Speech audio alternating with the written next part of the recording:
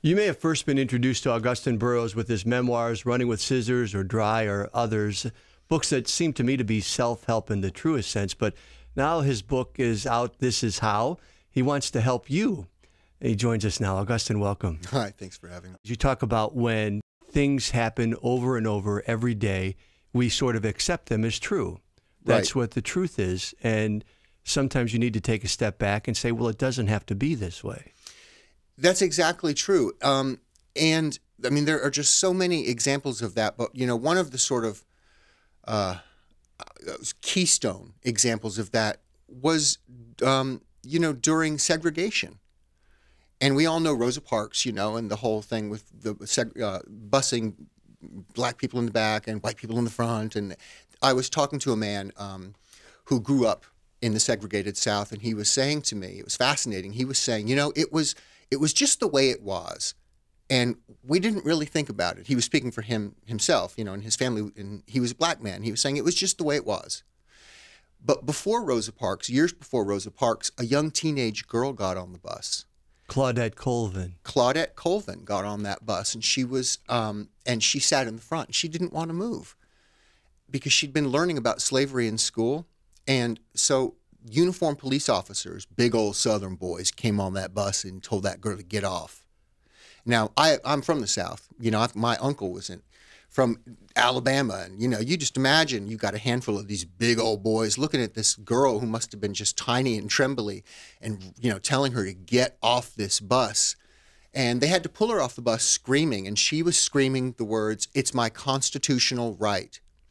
Now, this is an example of where there had never been an arrest for this, you know, because it was unfair and this and that, but it also was the truth. It was the way it was. Black people in the back of the bus, white people in the front of the bus. Let's just all do that and get along.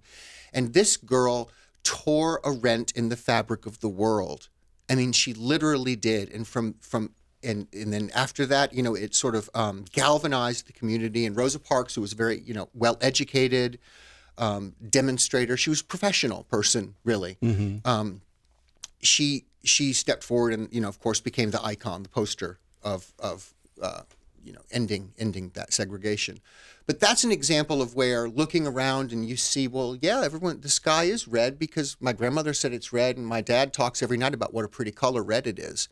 Confidence is a really perfect daytime example. You know, just everyone wants to be more confident, but what is it? What is confidence? Can you go to the doctor and have your blood confidence level checked? You know, eat more asparagus and raise it up. But confidence is the thing that lives in other people. It lives in their minds, and it's the word that's in their head, and they describe you as confident. But a person doesn't feel confident. What they feel is focused on the thing they're actually doing in the moment. So take this to the office, though, this idea of truth. I mean, you can be in a work situation where this is just the way it is, but it doesn't have to be that way.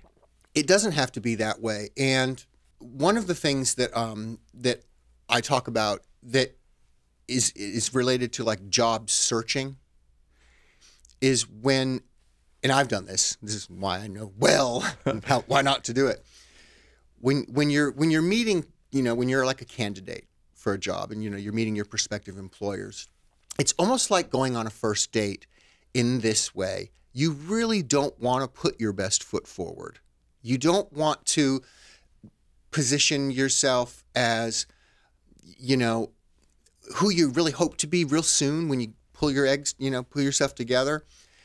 And you also don't want to be, you want to be exactly the person you are and that you're going to be 2.5 months from now on a random Tuesday.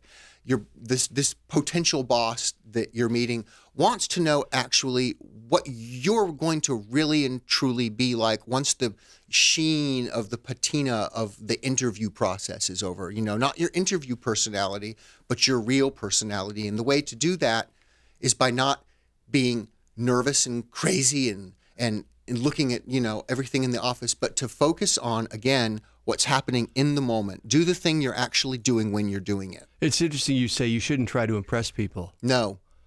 Because, you know, what will happen. That's how we live. I know, yeah. But we make a lot of mistakes because when you impress somebody, and you sort of position yourself. You know, we're all like micro marketers, and you know, you position yourself as being, well, I'm this and I'm this and I'm this. Eventually, the real you comes out, and the person, you know, you sold yourself to, they're going to want their money back. I want to talk to you about limits because, you know, a lot of us focus more on our limitations than our abilities. I mean, Yes. I think I'm probably guilty of that. Yeah. And you write very eloquently about the idea that there aren't limits, or limits should be sort of spun around and seen differently. The thing about limits, and I say this as somebody who had no limits as a child. I had no bedtime. I did not have to go to school. I did not have to do anything I wanted ever. I had what everyone wants, absolute ultimate freedom, and freedom is a prison. Limits are incredibly useful things because they force you to find novel, which is to say new, solutions to things. If you have limits or you have perhaps missing pieces of information, or perhaps not all your equipment is working, I mean, these are forms of limits, then you have to create a new solution. You have to invent your way out of the little box you've been put into. You know, if you were promised one thing and now you find yourself with quite something else, it's up to you to focus not on the compromise, not on what you could have had or what you were promised, but on what your raw tools are that exist. And these limits, they act like, you know, it's like diamonds. Diamonds are formed deep, deep, deep in the earth under tremendous pressure and heat, unbearable pressure, unbearable heat, that at a certain point presses what's essentially pencil lead, carbon. Imagine you take a pencil and you crush it and crush it and crush it. If you put enough pressure and enough limits on it, you limit its space, boom, a diamond explodes out of the earth. New things are created by limits. Because limits, if you look at them the right way, they force you to be creative. They force you, they force and sort of an internal combustion of creative genius. Times have been tough recently, right? Mm-hmm. And you pick your industry, times have been tough. And whether it's a business or a personal life or things like that, you know, I can see, and I do this, thinking back, oh, those were the good days. I wish we could get back to that. You know, the past Right. sort of haunts me. Yes. But you argue that the past isn't haunting me. No, the past is not haunting you. You are haunting the past. The past is gone, and you are laying in bed thinking about a wonderful story that was read to you called the past. You know, it's a bedtime story. Oh, the old days when I had that, it was much better then. That's not real anymore. It's gone. Whatever it is gone. It doesn't exist, and it's no longer real. It's no longer any more real than a fairy tale. So how do you get away from that?